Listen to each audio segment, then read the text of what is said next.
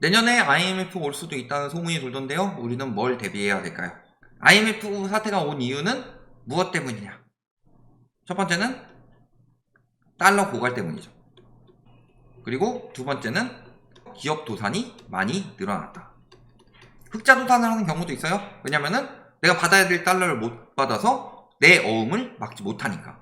이런 상황이 되었던 건데, 그 당시에 교과서 뭐 이런데 IMF가 온 이유는 국민의 과소비 때문이다. 일단 개소리를 짓거린 교과서도 있었지만, 실질적으로 IMF 사태의 핵심은요, 미국의 금리 인상으로 인해서 멕시코, 아르헨티나를 거쳐서 동남아 이후 동아시아 경제 위기로 번졌고, 그 양털깎기가 차례대로 진행되면서 우리나라 역시 달러가 고갈됐고, 달러가 고갈되면서 많은 기업들이 부도가 나고, 그러면서 IMF가 개입을 해서 구조조정을 한 거죠. 기업들한테 유리하게. 그러니까 그 IMF 이전까지만 해도 그럭저럭 먹고 살만 했어요.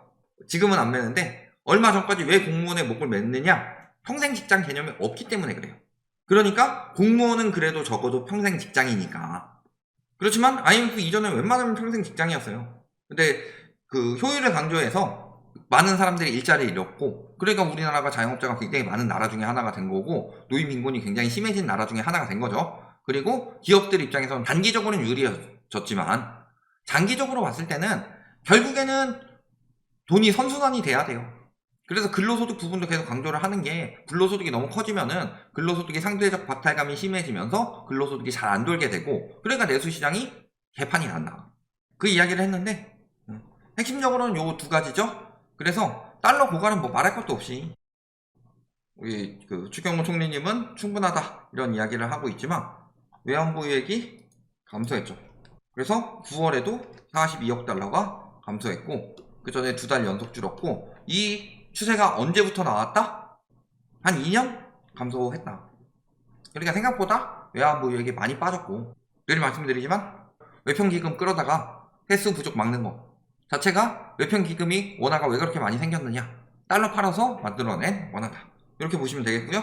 그 다음에 기업 부도, 중소기업 파산 역대급. 요거 한번 기사 한번 봅시다. 중소기업 파산이 역대급이다. 어음 부도액도 8년 만에 최고치이다. 즉 이번에는 흑자도산이 아니라 적자도산이 굉장히 많다는 소리죠.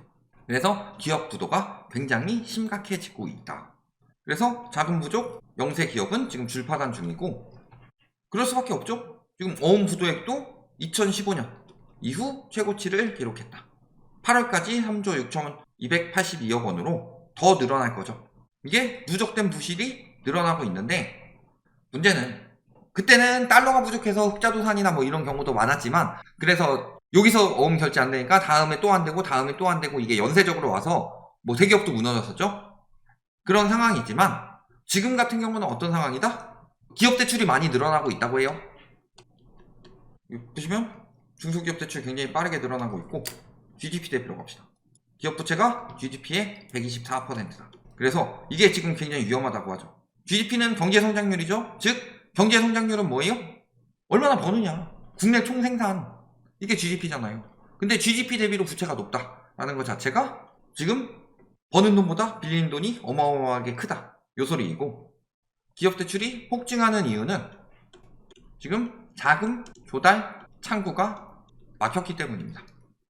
그러면 자금 조달을 하는 방법이 일단 세 가지라고 말씀드렸죠. 주식, 채권, 회사채, 그리고 대출, 이런 형식으로 진행이 되는데, 주식시장이 괜찮냐? 지금 안 그래도 카카오 말씀도 하셨는데 카카오도 주식 개박살 났죠.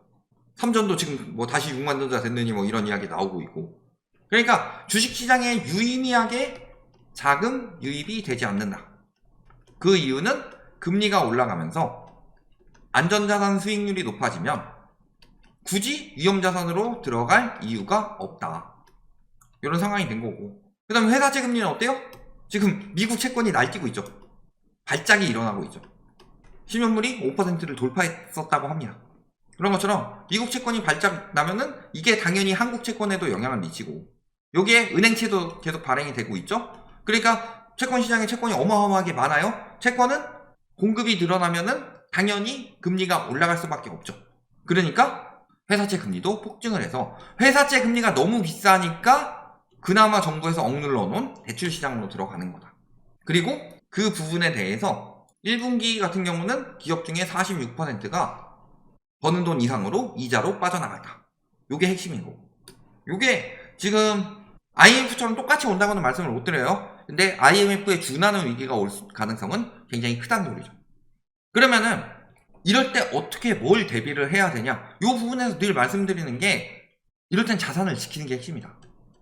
물론 그런 사람들이 있습니다. 위기 때가 돈 벌 때다. 왕왕왕 부자 되는 방법. 뭐 이런 식으로 이야기하면서 부추기는 사람들이 있는데요. 물론 그런 사람들도 있습니다. 그러니까 그런 사례를 토대로 이야기를 하는 거예요. 누군가는 부자가 됐겠죠. 그런데 우리나라 자산시장 잘 살펴보시면 어때요?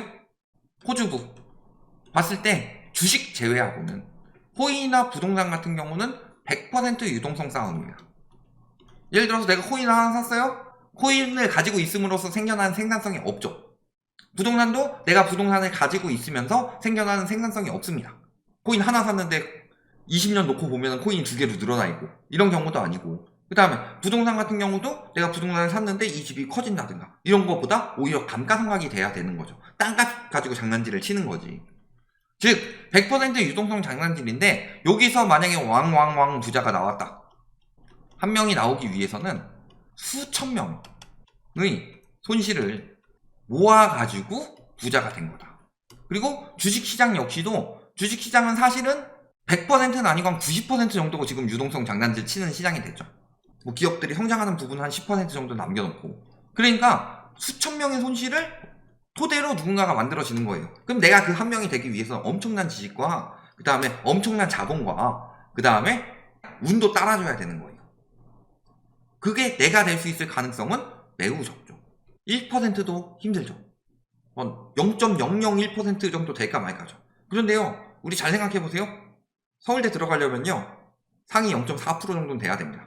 그러면은 상위 0.4% 내가 들어가지 못할 것 같은 사람들이 난 서울대 못 가라고 하고 공부는 포기하죠. 근데 저 왕왕왕 부자 되는 방법은 그거보다 훨씬 더 힘든데 나는 될 것처럼 생각하는 것은 말이 안 된다는 거죠. 그러니까 그런 특수 사례만 보여주면서 누군가는 부자 됐다. 드래곤볼에 나오는 원격 같은 거예요. 원격 개세죠. 모두가 나에게 힘을 줘 하면은 여기 지구에서 사람들이 힘 조금씩 모아가지고 이렇게 원격 만들어서 프리더 이런 애들한테 던지면 이 지구인들은 다 약한 거지만 조금씩 다 모아서 한 방에 쏘면 프리더도 잡을 수 있을 만한 굉장히 센 파워가 나온다. 그러니까 다 이 지구인들한테 조금씩 모아가지고 원격 모아서 내가 먹는 게 왕왕왕 부자 되는 방법이다. 그런 거는 사실 거의 힘들고, 그럴 때는 뭘 해야 된다? 자산을 지켜야 된다. 지키면서 조금씩 불려나가고, 또 한 가지 해야 될 것이, 내가 어느 정도 대비를 하고 뭔가 하기 위해서는 당연히 절약은 필수예요. 그래야지 뭔가를 할 수가 있어요. 예를 들어 쓸 거 다 쓰고 잃을 수 있는 건 없습니다.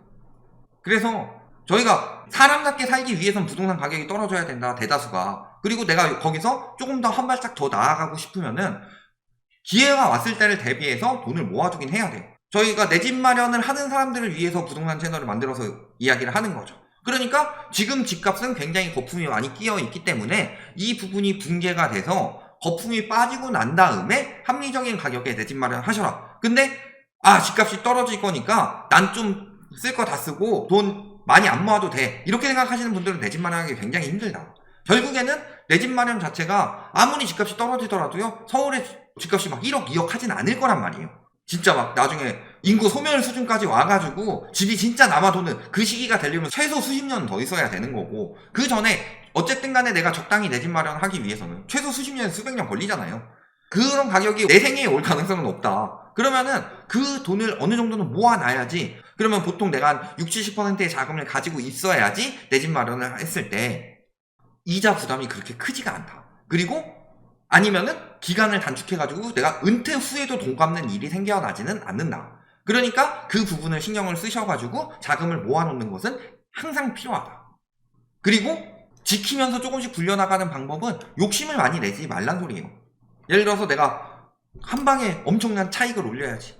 지금 말씀하셨듯이 99승 1패 결과는 쫄딱 망한다. 위험하게 투자하면 항상 그렇습니다. 내가 많은 수익을 노리고 위험한 자산에 투자를 들어가게 되면은 내가 예를 들어서 100% 이득을 보더라도 2배 이득 봐요, 2배 이득 봐요, 2배 이득 본 거 계속 집어넣고 내가 근로소득해가지고 모은 돈까지 계속 때려 부어요. 그러면 난 되게 부자 되는 것 같다가 딱 한번 손실 나면은 0원 혹은 거기서 이제 B2까지 들어갔으면은 평생 갚아야 될 돈만 남는 거예요.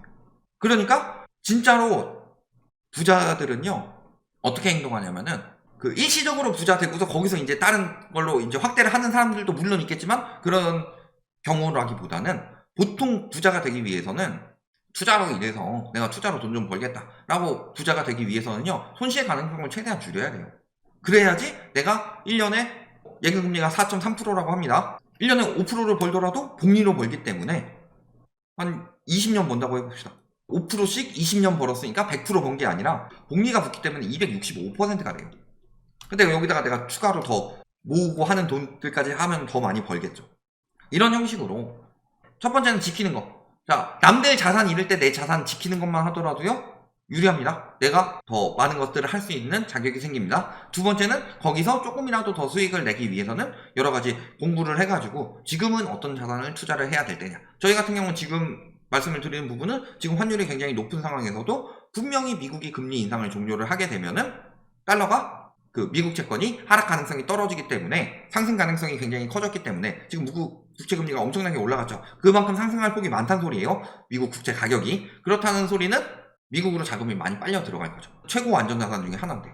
그럴 때 달러가 빠져나가면은 그 부분을 대비를 하셔서 달러 투자를 해놓는다든가 이런 형식으로 아니면은 정 불안하면은 예금 적금으로 지금 특히 금리 막 올라가면서 수신금리 경쟁할 시기에 좋은 상품들 많이 나옵니다. 이런 것들 위험한 2금융권보다는 1금융권 쪽에서 꾸준히 모아서 좀 자본을 확보해 두시는 거 이런 것들이 핵심이다. 이렇게 보시면 되겠습니다.